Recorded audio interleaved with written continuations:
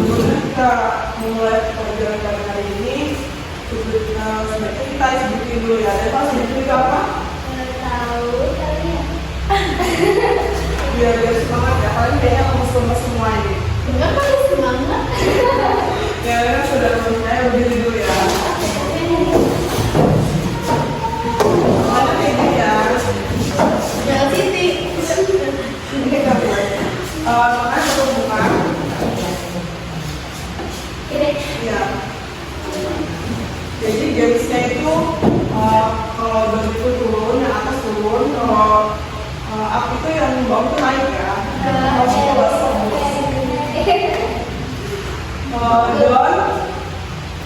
Down, up,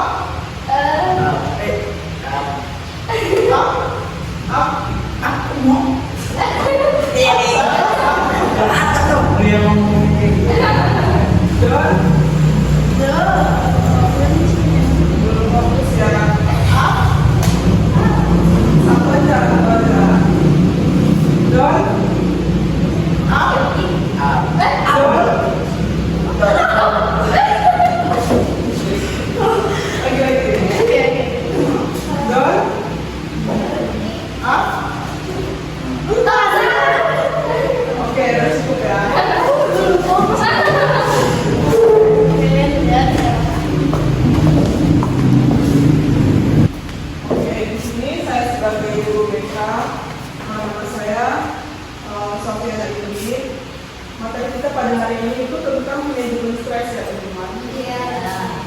Ada yang tahu stres itu apa? Stres yang muncul. Tidak bisa mengontrol apa sih? Tidak bisa mengontrol emosi. Ya, Beban pikiran. ya, terus yang lain Yang benci. dan dia juga masuk gangguan jiwa. Ya, masuk gitu. Ini materi kita pada hari ini itu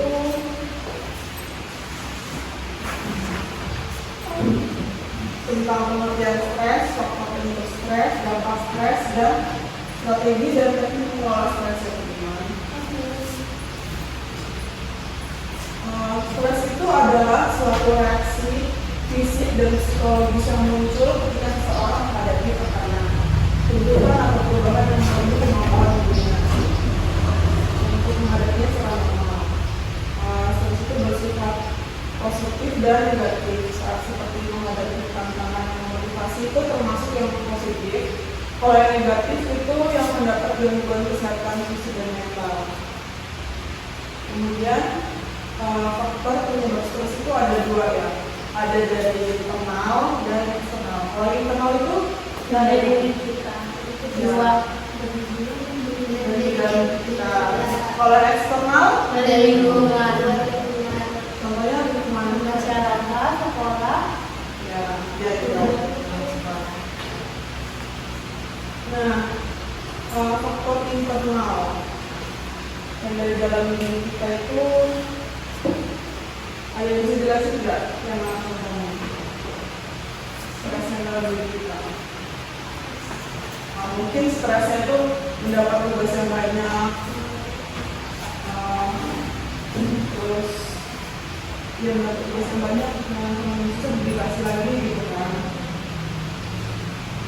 Nah, di sini ada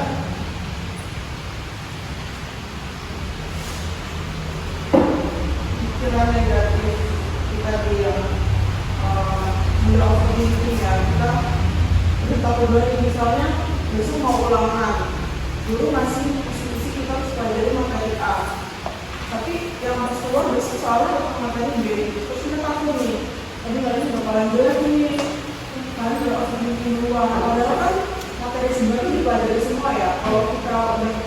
Kalau kalian udah mempelajarinya setiap pulang sekolah mengulas materinya, itu pasti kita nggak akan overthinking, nggak bakal kepikiran takut nilai gitu.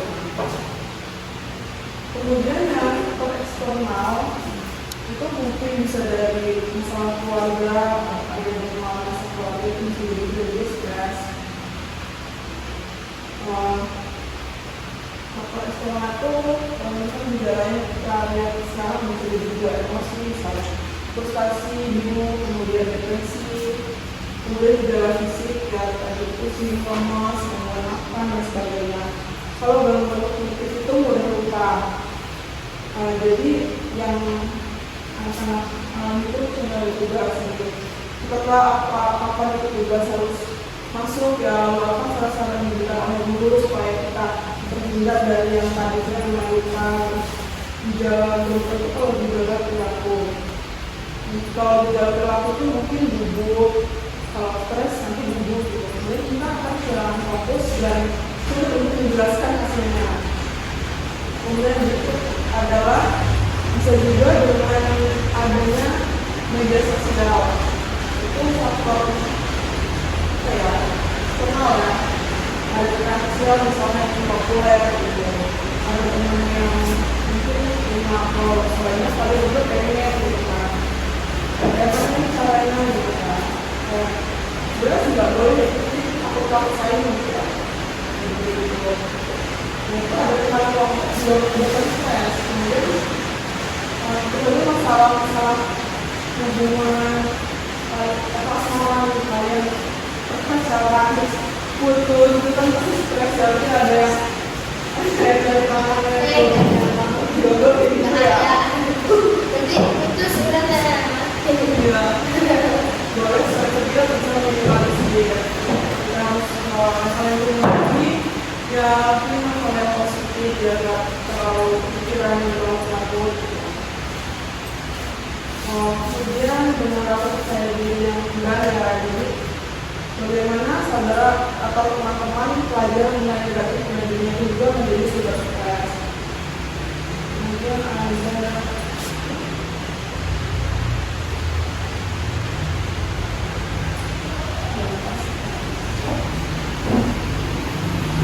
dampak stres. Nah, stres yang dikelola dengan baik dapat berdampak pada berbagai aspek kehidupan seperti yang pertama itu ada fisik ya, kalau yang fisik sakit, mulut sakit, kemudian gangguan tidur, mungkin masih begadang, ini kelelahan, karena ini begadang di sini. misalnya lagi. Kenapa begadang? Ya sekali kalau misalnya main HP itu 12 saat, tapi kadang masih saya. Tapi yang nggak bisa satu kali. Itu Tergantung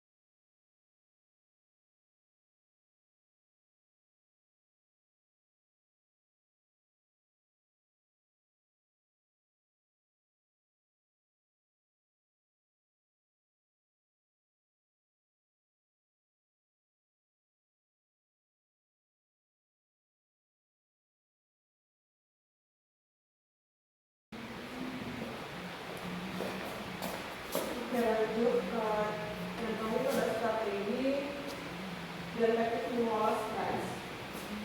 Yang pertama itu ada strategi kognitif pikiran. Itu ada reframing, mengubah cara pandang terhadap situasi stres menjadi lebih positif atau netral. Kemudian ada self-talk positif, menggantikan negatif dengan afirmasi atau pikiran yang bangun. Dan terakhir ada pembicaraan masalah, mengidentifikasi akar masalah dan mencari solusi yang realistis. Yang kedua, strategi emosional, ekspresi emosi, menulis jurnal, berbicara dengan teman atau melakukan aktivitas sendiri. Kemudian ada mindfulness dan meditasi, itu melatih kesadaran terhadap saat ini tanpa menghakimi. Yang ketiga itu ada perilaku, seperti perilaku, ada manajemen waktu, membuat jadwal realistis dan dari pekerjaan. Itu contoh kalian membuat outline, jadwal misalnya ini belajar, kalau ini berhenti main HP gitu ya, dari tugas, segala macam. Kemudian ada relaksasi fisik, ada teknik nafas dalam, yoga, terus olahraga. Ada strategi spiritual, itu termasuk ibadah ya, doa, kemudian tenang diri dan makna. Kemudian menemukan tujuan hidup, fokus pada nilai dan kontribusi yang berarti. Dan kelima itu ada strategi gaya hidup. Hidup cukup itu kualitas hidup yang baik sangat penting untuk keseimbangan emosional. Misalnya sehat, kalau makan seimbang itu mendukung kesehatan fisik dan mental. Kemudian